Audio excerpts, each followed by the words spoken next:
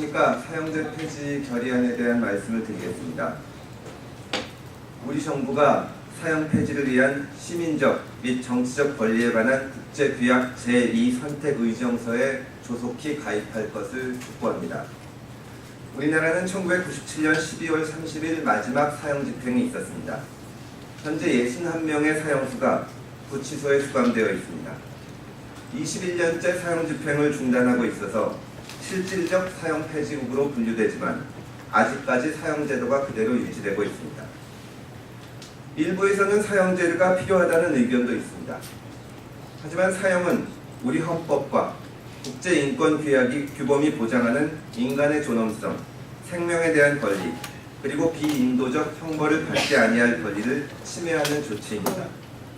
나아가서 인혁당 재건이 사건에서 보듯이 엄연히 오판 가능성이 존재하기 때문에 시정이 불가능한 형벌입니다. 판결문을 보면 사형 판결을 받은 사람들의 죄질이 무기징역을 선고받은 사람들에 비해서 반드시 중하다고 단정할 만한 근거가 없습니다.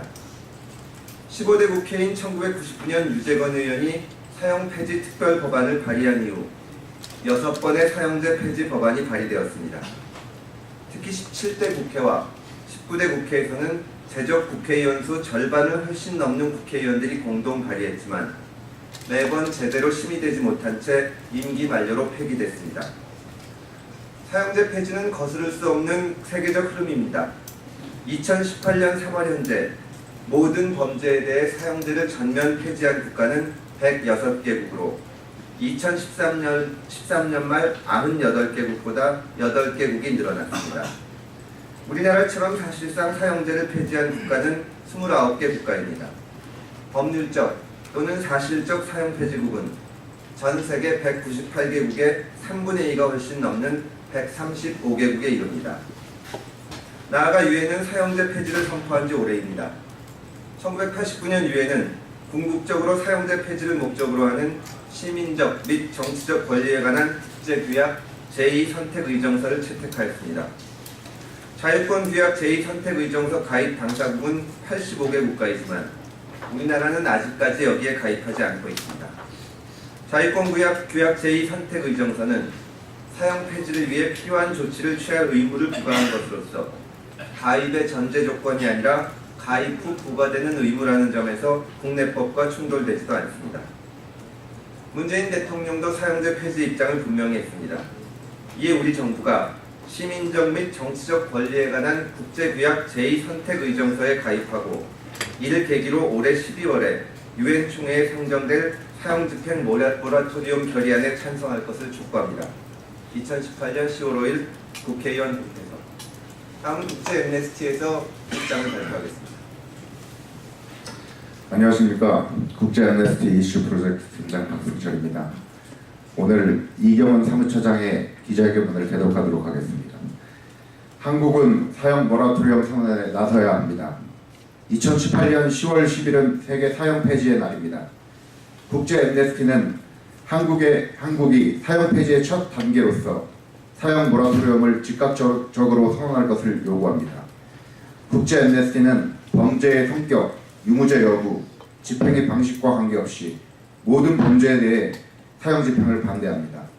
사형은 생명권을 침해하는 잔혹하고 비인간적인 형벌입니다. 사형제 폐지가 바람직하다는 것은 국제법에도 나타나 있습니다. 시민적 및 정치적 권리에 관한 국제규약은 특정 상황에서 사형을 허용하고 있지만 이것이 사형제 폐지를 막거나 연기하기 위해 사용되어서는 안 된다고 명확히 밝히고 있습니다. 이 규약의 해석을 담당하는 국제연합 인권위원회는 일반 논평에서 시민적 및 정치적 권리에 관한 국제규약은 일반적으로 사형제 폐지가 바람직하다고 강력히 제시하고 있다. 위원회는 사형제 폐지를 위한 모든 조치가 생명권 향유에 있어서 진보로 고려돼야 한다고 결정한다고 밝혔습니다. 한국은 1990년 이래 이 조약의 당사국이지만 아직 사형제 폐지에 관한 제2차 선택의정서를 비준하지 않았습니다. 오는 12월 10일은 세계인권선언 채택 70주년이 되는 날입니다. 세계인권선언 이후 전 세계는 사형 폐지에 관한 놀랄만한 성취를 이뤄냈습니다. 1948년 선언이 채택되던 당시 전 세계적으로 8개 국가만이 모든 범죄에 대해 사형제를 폐지한 바 있습니다. 1977년 국제 엠네스티가 사형 폐지 운동을 시작할 당시 오직 16개 국가만 사형제도를 전면 폐지했습니다. 오늘날 전 세계적으로 106개국이 사형제를 전면 폐지했고 142개국이 실질적 사형 폐지 국가로 분류되고 있습니다. 2000년 이후에도 전 세계에서 30개 국가가 사형제도를 폐지했습니다. 미국의 코네티컷, 델라웨어, 일리노이, 메릴랜드, 뉴저지, 뉴멕시코, 뉴욕주 등도 2000년 이후에 사형제를 폐지했습니다. 2017년에는 기니와 몽골이 모든 범죄에 대해 사형제를 폐지했고 과테말라가 살인과 같은 통상 범죄에 대해 사형제를 폐지했습니다. 부르키나파소는 새 형법에서 통상 범죄에 대한 사형을 배제함으로써 가장 최근에 사형을 폐지한 국가가 됐습니다. 감비아는 2018년 2월 공식 사형 모라토리엄 선언을 한 뒤에 지난 9월에는 시민적 및 정치적 권리에 관한 국제규약 2차 선택 의정서에 가입하였습니다. 20년 이상 사형 집행을 하지 않고 최근 2년간 사형을 선고하지 않았다는 점에서 한국은 전 세계 다수국가의 흐름에 발맞춰 사형제를 폐지하기 위한 최적의 조건을 갖추고 있습니다. 사형이 다른 형벌보다 범죄 예방 효과가 크다고 주장할 만한 근거는 전혀 없습니다. 사형과 살인범죄 발생과의 상관관계에 대해 가장 포괄적으로 연구한 유엔의 보고서는 사형이 무기징역보다 살인범죄 억제 효과가 크다는 과학적 증거를 제시하는 데 실패했다. 앞으로도 그와 같은 결론이 나올 것으로 예상하기 어렵다. 전체적으로 살인범죄 억제 효과 가설을 지지할 만한 긍정적 근거를 제시하기 어렵다고 결론지었습니다. 이미 사형제를 폐지한 국가들의 통계는 사형제를 폐지한 이후 이전에 사형의 대상이 되던 범죄 발생의 증가가 나타나지 않았다는 사실을 보여줍니다.